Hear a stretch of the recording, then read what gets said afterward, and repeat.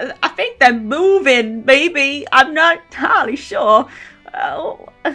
And she moves the spyglass from her eyes and takes off the glasses. So maybe we could just go over there and take a closer look, really. She puts the spyglass back into her bag, and then the reading glasses she attaches to a little piece of, like, a little chain that she hangs around her neck. And then walks into the glen.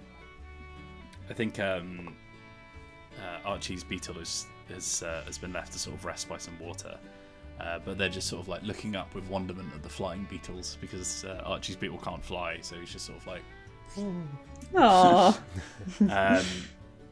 But yeah, I think as you get closer, you hear that the toad is still shouting. You wanted to play Frankie, right, Will? Yeah, I'll play Frankie, unless anybody else has got a burning desire. Go for it. I think one thing, though, as we approach, I think Frankie should extend her tongue.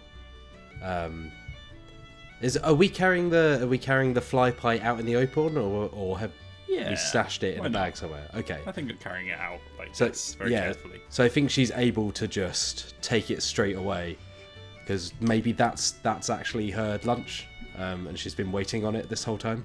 It's definitely part of it, yeah. So you just sort of see her almost like those Jar Jar Binks sticky toys from the prequel films. Just sort of like grab it, and it just goes, and then back into her hands. And she says, finally, thank you. Who are you? Well, you must be Frankie, I suppose. That's me. I'm Bumbles. It's nice to meet you. I'll just one moment, and Bumbles starts just quilling again, scratching something on a little notepad. Hello. Sometimes he just gets taken over by. Sometimes they just get taken over by inspiration, as it were. Yes, that's Bumbles. I'm Mrs. Frisbee. And she holds out her little bat wing hand to Frankie. And on it you can see there's a little ring on her finger. Frankie says, like, oh no, it's fine. If I were not on break, I would also be taking notes. But it's good to meet you. I'm Frankie. She gives you a very firm handshake. Bumbles says, leaves a bit of ink. Leaves a bit of ink on the hand. Yeah, almost like almost like when you do a complete handprint, but instead it's just backwards up the reverse of Frankie's leg, I guess. Yeah. Flipper, whatever toads Let's have. assume everyone's anthropomorphic. Yeah, I'm guessing that. So Frankie just sort of like looks and just sort of wipes it down her the leg of her trousers, let's say, without sort of making too much of a fuss about it. But she says, and you, what was your name again? Sorry. Me? Yes. Oh, Mrs. Frisbee. Mrs. Frisbee, can you please tell me why you were trying to blind me earlier? I would never do anything of the sort. I can't think why that happened. Oh, yeah. Oh, I understand now. I'm terribly sorry. I believe that the sunlight must have reflected off my spyglass. I was using it to try and see whether it was you sat here, whether you were the person we were looking for to deliver this pie to. I'm sorry about doing that. I was, I understand that there's a lot going on, and yes, I thank you for the pie. I am most perturbed by being blinded, and therefore we have hit net zero, so everything's probably fine. Yes, I am on break right now. At least I've been told to be on break. There is a lot to do. I don't think I really should be on break because I'm frankly very busy. But it's very nice to meet you. What exactly were you looking to talk about? As you say this, Bumbles is just muttering to themselves, and they go, yes, frankly, yes, I like that, yes. Mrs. Fisby sees how stressed Frankie is, and she's gonna look at her for a little bit of time and kind of nod, like, in a way that suggests, yeah, that's what I should do.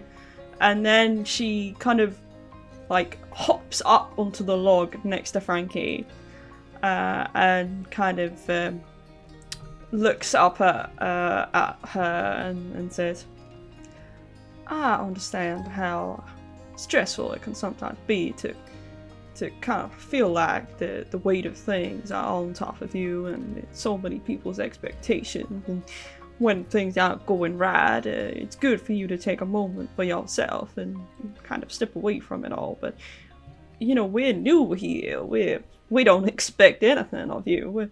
We just want to listen to, you know, any problems or troubles you might have, and hope that maybe that helps. And I'm gonna spend a token to try and ease someone's pain. Well, yes, that's very kind of you. In fact, I believe we have raised above net zero on things that we owe each other, and therefore I owe you one. So let's tell you what. Let's say that I would rather like your help. In fact, I've been forced to take a break, something about blood pressure or other, and I would rather quite like somebody to give me a helping hand, if that would be agreeable. Yes.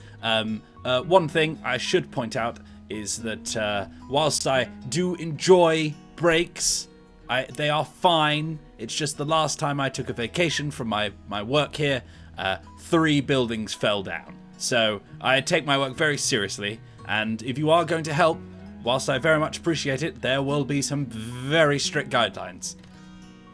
Bumbles snaps their book shut and is suddenly completely alert, and they say, well, yes, of course.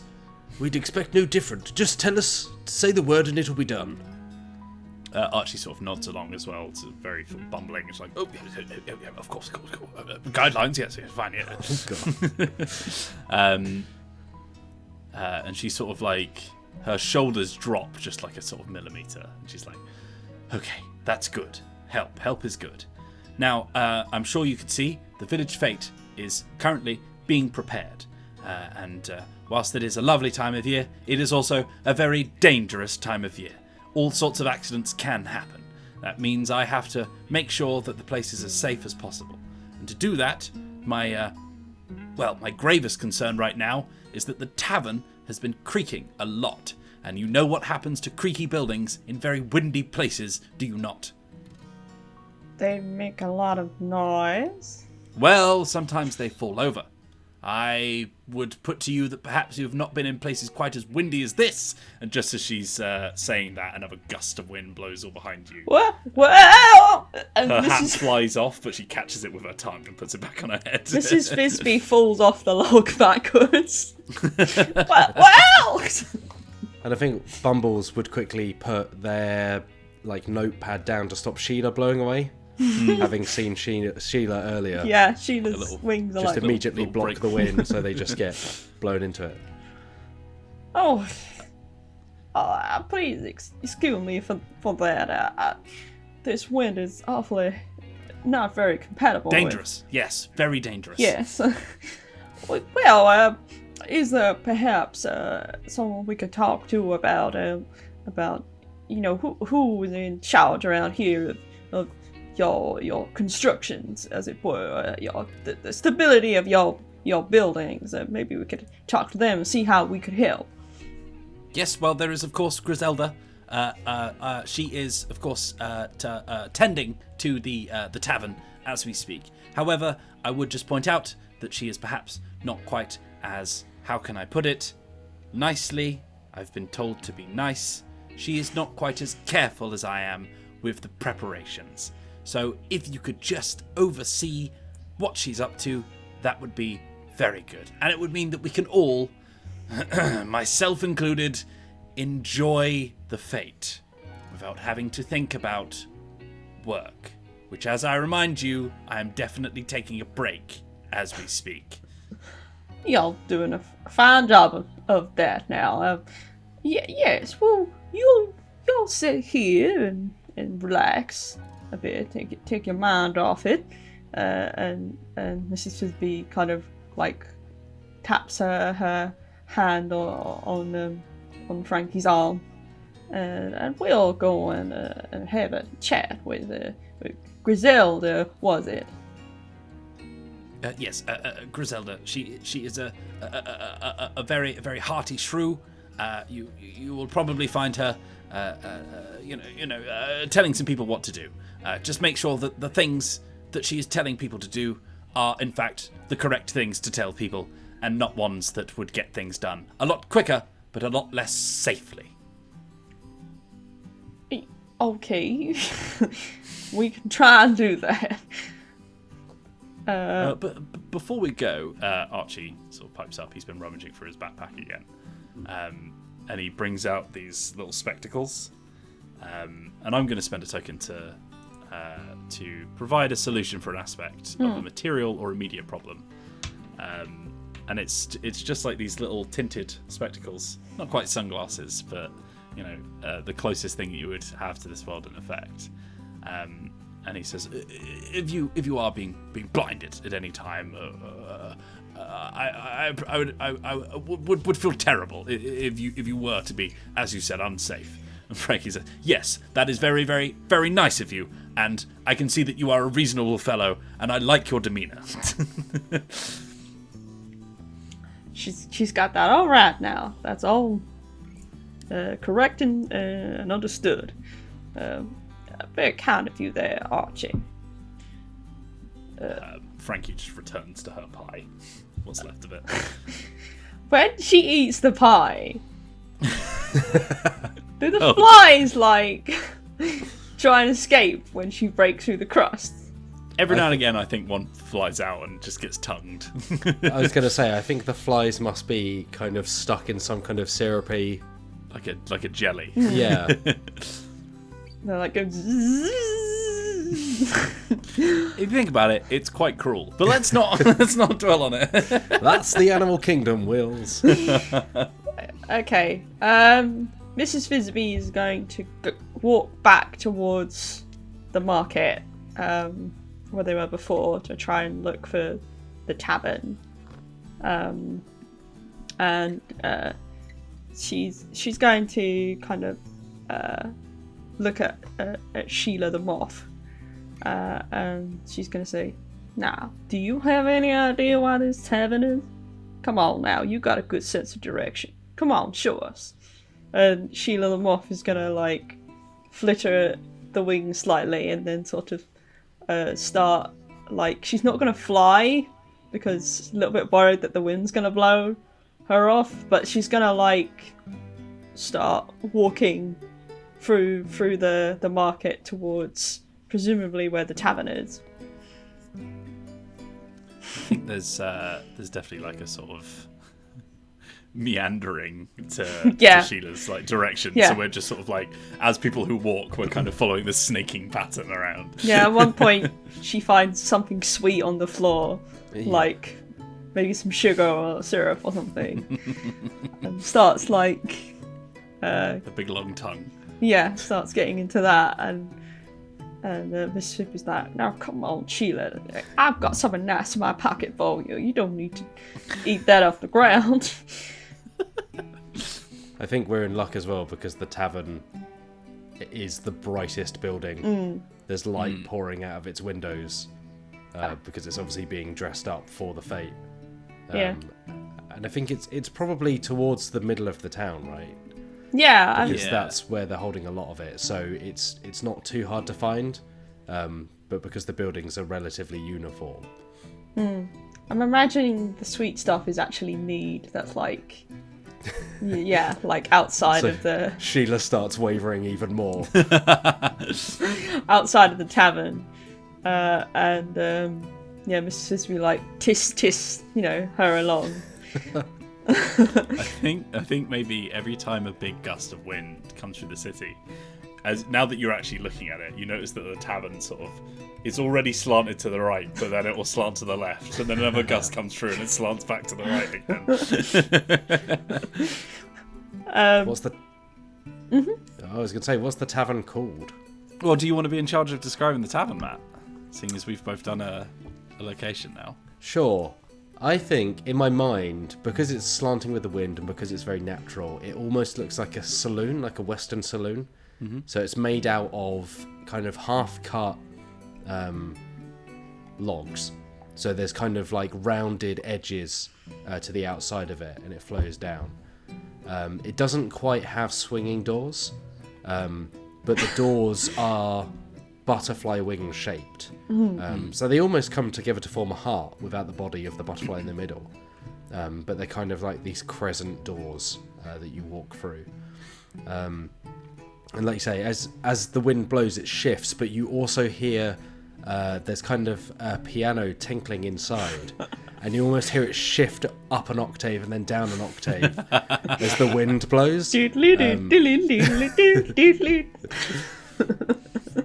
you notice that even for the world we're in, it seems like a very peaceful kind of tavern. It's people gathered round, quietly having drinks and discussing with each other, laughing occasionally.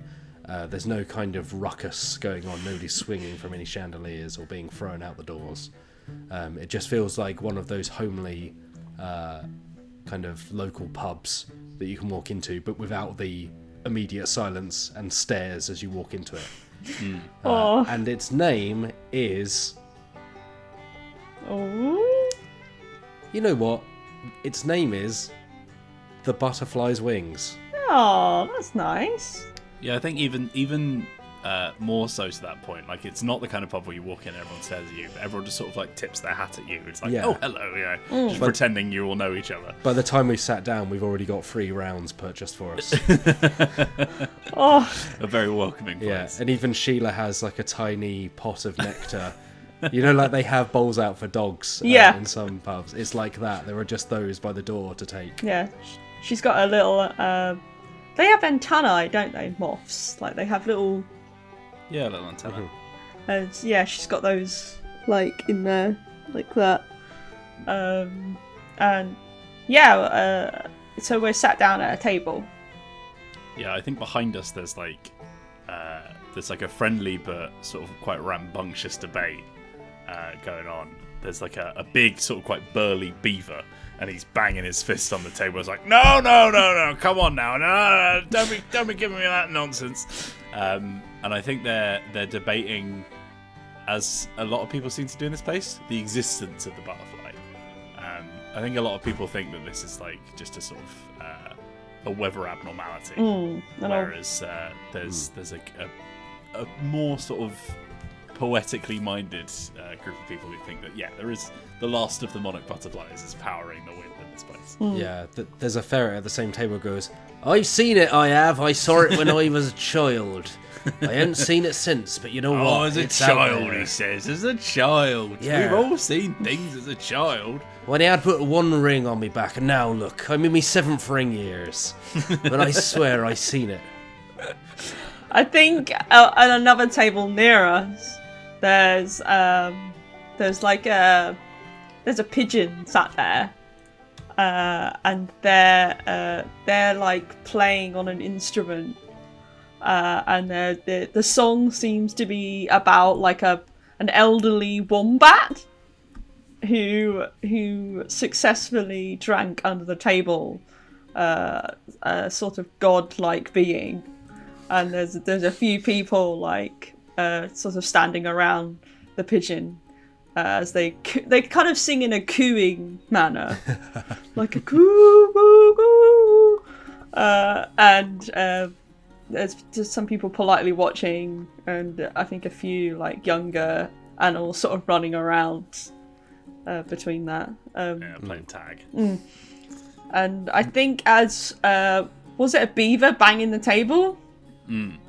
As the beaver bangs the table, you hear quite a loud voice ring out from across the tavern going, saying,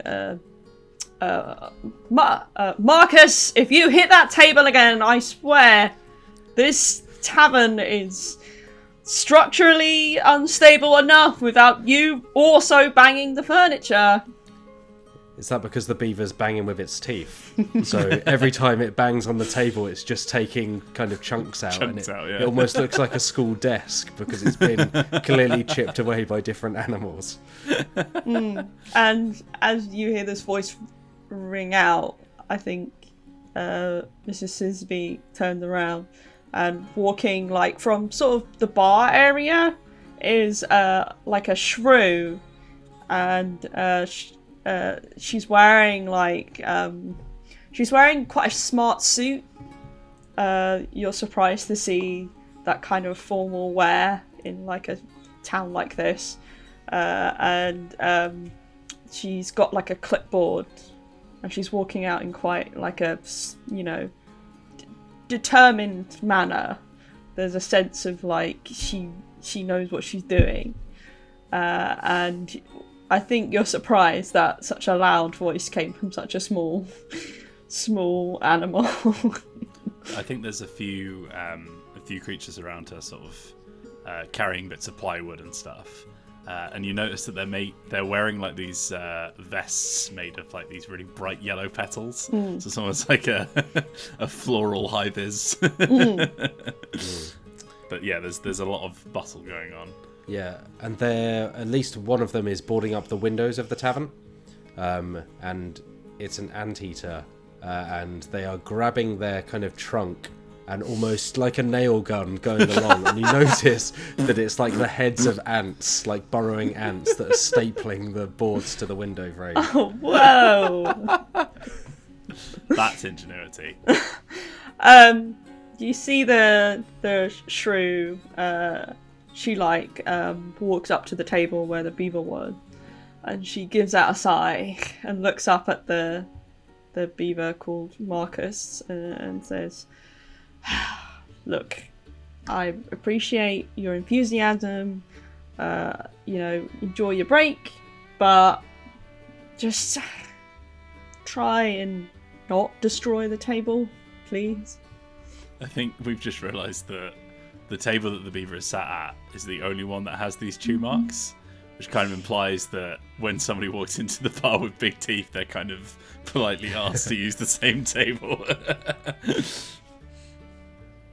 Bumbles turns to Archie and says, "May I?"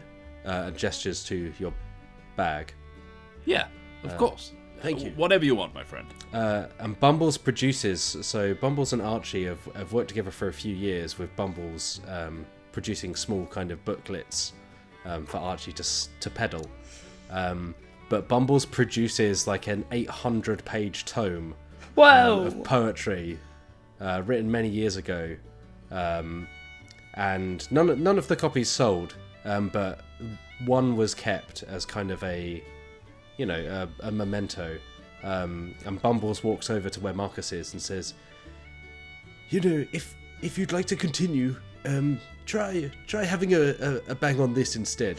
And puts down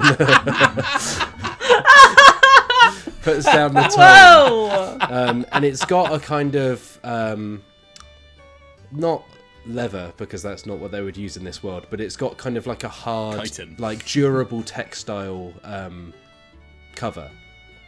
And I think Marcus then goes to bang on it in the same way that they were banging on the table, and instead of the kind of hard wood sound, it's more of a thump, like a bass drum, but it still manages to capture the attention without damaging the table. And Bumbles goes, "Well, yes, it's good for that. Maybe, if you enjoy it enough, you consider reading it one day, but, whatever you prefer." And kind of walks back to the group, having solved that problem. Before you walk back, I think the shrew, she looks at you and says, "Thank you very much. Very intuitive solution to that." Oh, we're good at solving problems, and in fact, if you don't mind, we've been asked if we can help out. and we'd love to lend a helping hand. Mississippi says, yeah, so we've been sent over here by Frankie. I believe she's in charge of safety and that sort of thing. And the shrew, who is Grisabella, we guessed, says, Frankie sent you over. Wonderful stuff. Howard. Oh, you sound quite fond of her. Yeah. How are they doing? How is their mood in general?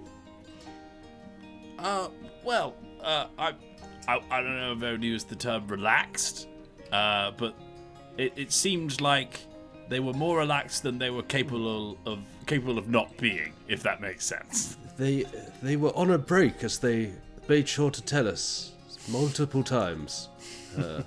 Yes. Yes. So they were on a break as the takeaway of the conversation we had. Yes, that sounds about right. Yes. Hopefully they enjoy their break a bit longer. Yes. I'm Griselda. I'm sure you already know that.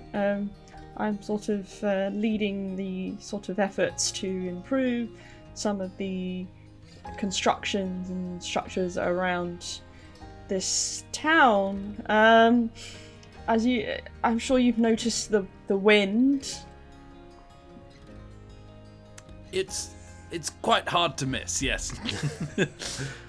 Yeah, it's been causing a few problems. There are temporary solutions. Luckily enough, the market out there is that's not a permanent thing, so we can kind of adjust that as we need to. But the tavern is it's a building that's close to the community, and its safety is important to us. How far along would you say that you are? Are you close to being finished? Well, we were until about an hour ago,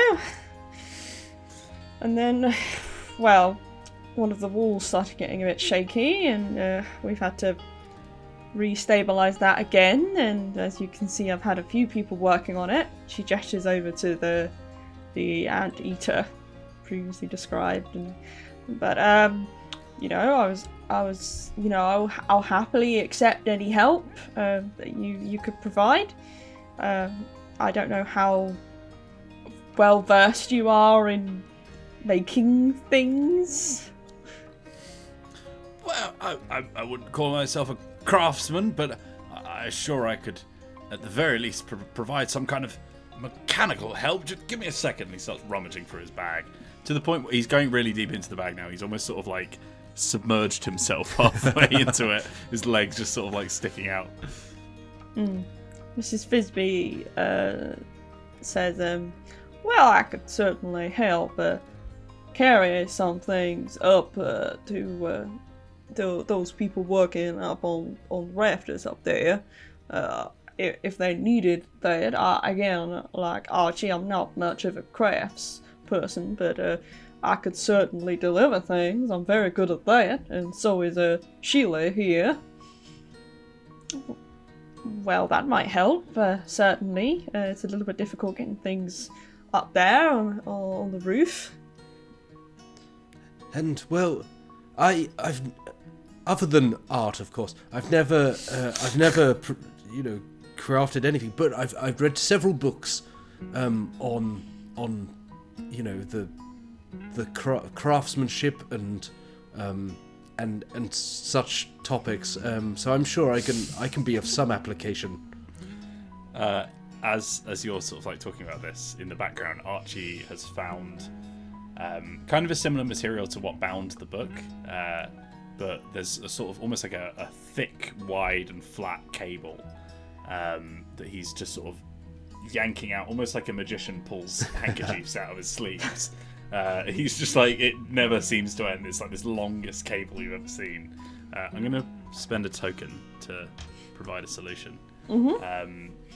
And as he finally reaches the end of one of these cables, he says, I think I have a second pair of these. perhaps, and feel free to throw this one out if it's a terrible idea. But I have noticed the tavern sort of wobbling a little bit. What if we sort of tied a cable to each end, and hammered it right into the ground, and then it'd be just like the tents outside, but a building. You see Griselda sort of stand there for a second, sort of thinking, and then she said, "It could work. I'd certainly be happy to let you give it a try. It's certainly better than some of the solutions that people have provided," she says, and then she looks at you and she says, "Sometimes I let the whole situation sort of get away with me, and people try and they're just offering help. It's fine.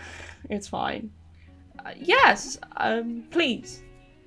That would be wonderful. It'd be an excellent help."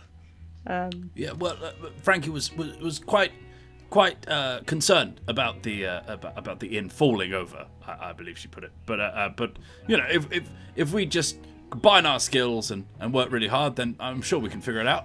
And when we've got the big cables extended across multiple spaces, I mean, it might go over some roads. There might be a bit of a tripping hazard, but probably better than a building collapsing hazard. I'm sure you'd agree. I think Griselda opens her mouth and then closes it and says, "Definitely, sure, yep, that's great, certainly." I can tell from the way that you didn't hesitate that you think it's a great idea. So let's crack on, I say. I'll let you get on with that now, okay? But it's your responsibility. She says, as Mrs. Fisby's walking away with Sheila. Presumably, we're going outside. Yeah. So I think we try and find some of the sort of like big nails and pegs and things that people have been using to hang up some of the planks of wood and to keep the tents and stalls sort of like pegged to the ground. And then if we all put our elbow grease together, I think we can work out some kind of support system using the tension of the cables. Yeah, I think. Thankfully, the builders downstairs have just made hammering noises to give me some atmospheric noises. Yeah, I think Mrs. Fisby is going to grab one end of the cable and like fly up to the like edge of the building, the tavern, like the roof, and then like tie it up onto like one of the, let's say one of the, a bit of the kind of rafters area, like tie it around that and then secure it with a good knot and then fly back down. Where do we find a peg style item? Because there's a market next to it, so I would guess there would be something that could double as a peg, if not a peg itself. Yeah, I think if all the pegs have been used up, then maybe people have started using like peg-shaped things in their place. Like maybe they've found some carrots that look particularly sturdy and they've been hammering them into the ground. Oh yeah, that's great. Yeah, I mean it's a fete, so there would be like a largest vegetable. Yeah, competition, exactly. Right? So maybe we speak. Sometimes people turn up with a carrot and they think, "Oh, I'm never going to win this," so they're like, "Oh, fine, shove it in the peg bag." Well, if I'm sure they would be willing to, for the sake of the tavern, we could speak to the gathered masses. Who are showing off their oversized vegetables for that competition, and say it's for the good. It's for the good of the town. Wheels! Check out the size of that gourd. Lord blimey! Look at my I've artichoke. never seen a Swede like it. That's a mighty marrow. Yeah, but I think maybe we. If you're willing to go along with this, maybe they've already determined the winners, it's decided before the day. It's a day thing, not a night thing. Maybe the night's drawing in. So we take the winners of the largest parsnip and largest carrot categories. That's one for either side. They're root vegetables. They're back in the ground where they belong. Yeah, I give them some gifts in exchange. Yeah. And we explain that it's for the good of the town, and they'll get free drinks for 6, whatever the year is measured in this world. I can't remember. Or at least, a free round. They're like seasons, I think. So maybe the rest of the current season that we're in. Yeah. A season of mead. That sounds... And then we get it. We get it at least slightly more structurally sound. Okay. As we finish doing that, I think Griselda comes out and sees our work and says, "You know what? The plan sounded a little bit iffy, but it seems to be helping at least provide structural integrity to the tavern. Thank you very much." I'll be honest, Griselda, that sounded like a bit of a backhanded compliment, but I very much appreciate your enthusiasm. I think at this point, Frankie has finished her break. Yeah. And walks up and sees this, and is like, "Well, and kind of doesn't know how to respond, and also forgets how her voice sounded half an hour ago when Wills did it. Hello. Yes. Hello. Okay. Yes. No. I've remembered how I sound now. Thank you. She goes, "Well, I mean, on the one hand, you've saved the tavern. I'm very thankful. On the other hand, this is a health and safety nightmare. The exposed ropes. Do you not know the kind of trip hazard that could happen here?" Well, no, we did highlight that. To be fair, as a potential risk. But, well, I mean, the building falling over is the greater risk. Could we put some lights on the cable or something to, warn small shrews and aardvarks and ferrets and the like away from accidentally tripping over and scraping their fur on the floor? You know what? That's actually a lovely idea. Will you excuse me? Please, feel free to enjoy the fate without me, friends. I need to go to the Glen momentarily, but I'll be back in an hour or so. I think Mrs. Fisby goes over to Frankie, seeing that she's getting stressed again, and says, "Now, I can see that things are getting a little bit heated again here. So, you know what I do when I get a little bit stressed? I take myself for a walk, and while I'm walking, I sing a little song that I have. Would you like to join me on this, Frankie?" Is it walking 9 to 5? What about you, Griselda? Would you kindly join me while Archie sorts the situation? Even you, Bumbles, if you would like to. I think as you say this, Frankie obviously gets quite stressed. Like there's a lot of blood pressure flowing around that toad. And when she's stressed, she goes from the dark natural green of a toad and starts to gradient into yellow and red. But as you say this, she starts to then fade back down. She's almost like a mood ring. There's a nice ombre effect. Yeah. So she doesn't say a word, but she begins to, it's clear to you that this is calming her from worrying about, it's been a long day for Frankie. There are many worries for a health and safety inspector in a town that is constantly at danger of falling over. Bumbles is like, "Oh yes, actually I've composed a few ditties of my own, but I'd love to hear yours, of course, a fellow poet." And I think Griselda also looks a little bit impatient to start with, like, You know what? It would be nice just not to deal with all this for a little bit. Yeah. Why not? Take us where you will. And Mrs. Fisby said, well, excellent stuff. Come on now, let's go for a walk around here. And I will tell you my tale about my walking song, and then I'll sing you my walking song. And she points ahead and goes, lead the way, Sheila. And Sheila just starts, walking forward again. Do we want to cut to the glen? Well, no, so I'm going to say that I think we split ways for a bit. And Archie gets to work on the thing he was working on. I think as you saw him walk off, he was sort of rummaging with his hand in the back of his backpack, just sort of feeling for something as he's trundling off. But when you sort of go off your nice walk, you realise the sun is starting to set now.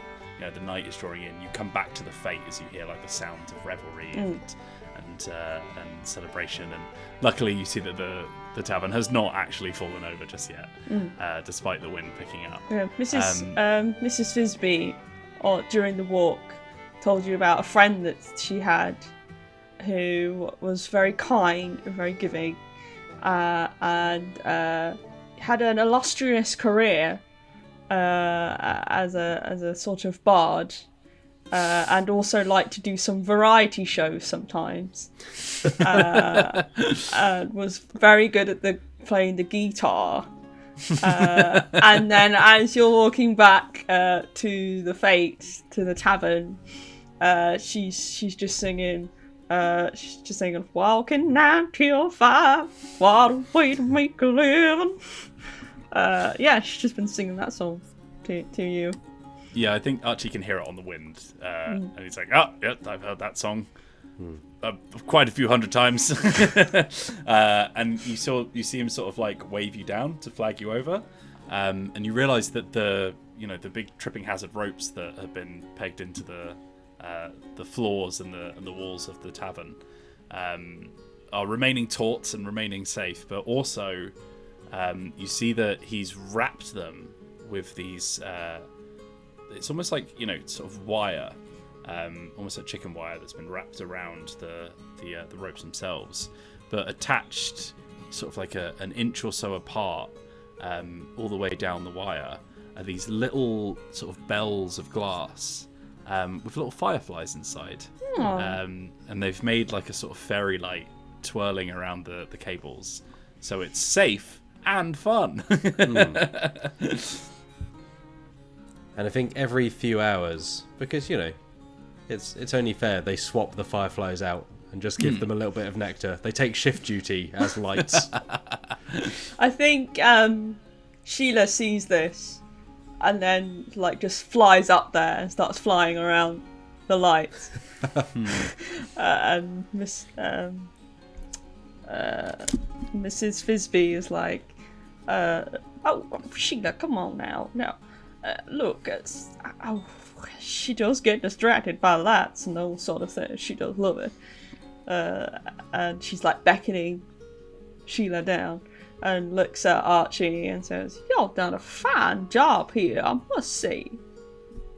Well, obviously, safety is a very important thing here in this village. So, and I've been trying to learn a lesson from everywhere that we go. So, perhaps looking out for people in advance rather than with hindsight is a good thing to think about.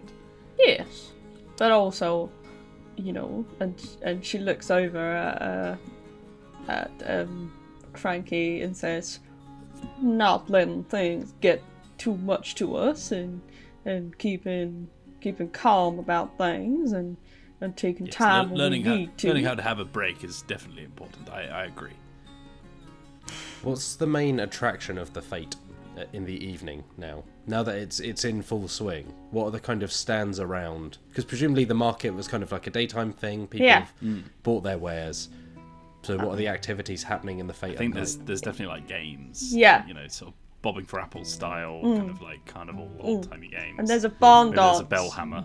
A barn dance, definitely. Outside, like a barn dance, there's like some kiff are like playing instruments. There's like a banjo and one of those, like, you know, you've got the long stick and then there's a string attached to the stick. Yeah.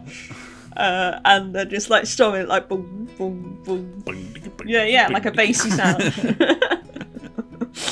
It's just a bucket. Yeah, a bucket with a broom handle and a yeah, there's a lot of like instruments that look like they've been made. Cobbled. Yeah, from other things.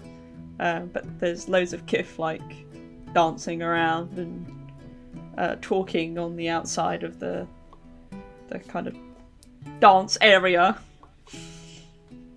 I think we party through the night and have our fun and drink our mead, and maybe just as things are settling down, you know, like the crowds are thinning as the kids go to sleep, and maybe the more family inclined go back to their houses, and it's a little bit more casual and a little bit more to sort of people chatting and away through the night. I think maybe people are sort of like lying down on blankets and stuff and looking up at the night sky.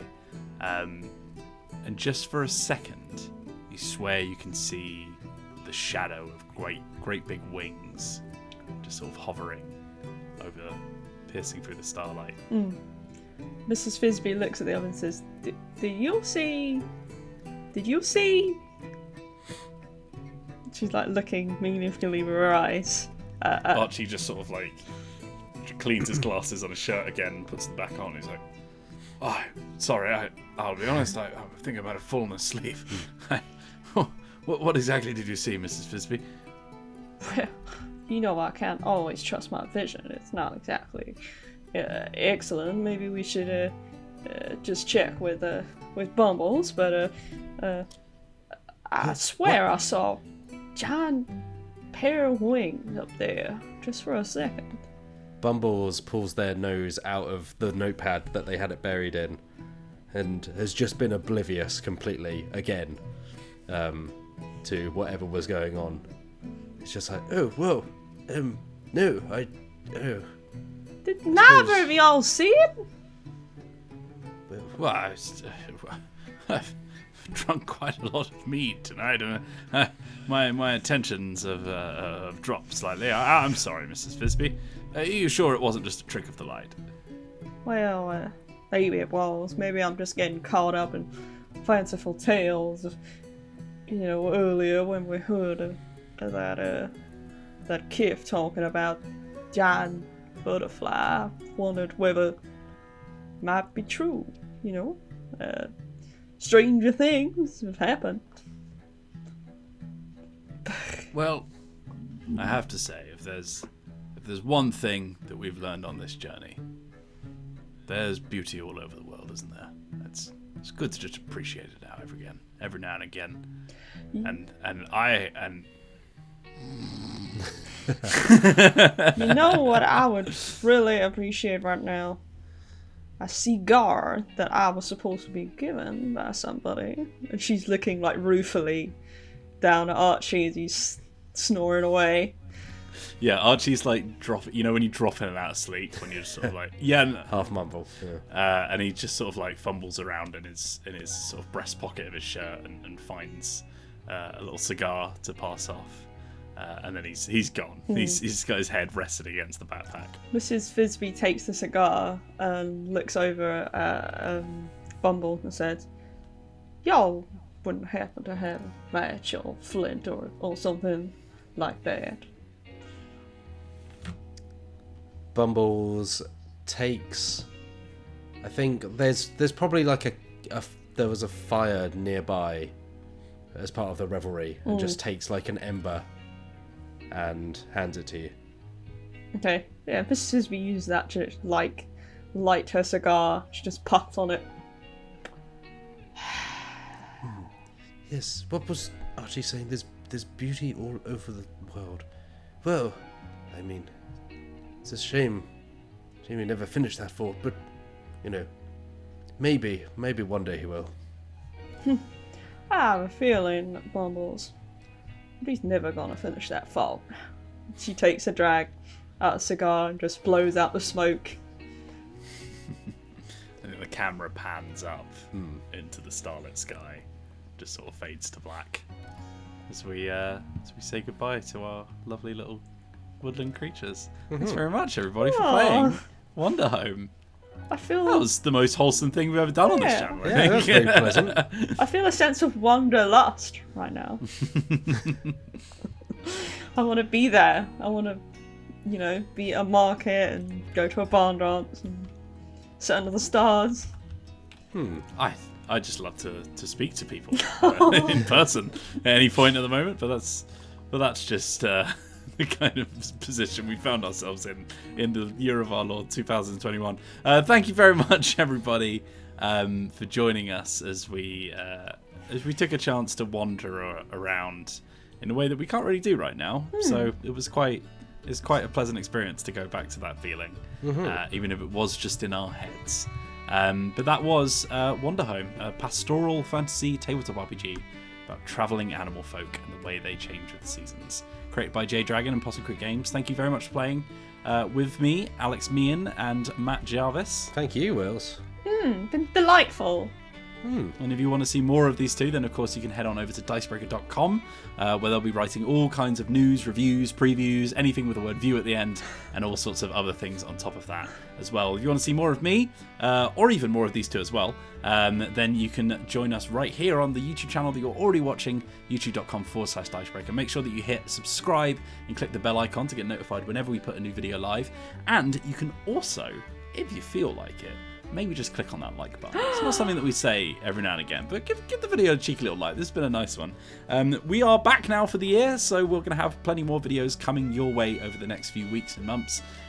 So stick with us. And as I say, if you've got those notifications on, then you'll get notified whenever we put a new video live. But we will enjoy the rest of 2021 with you right here on Dicebreaker.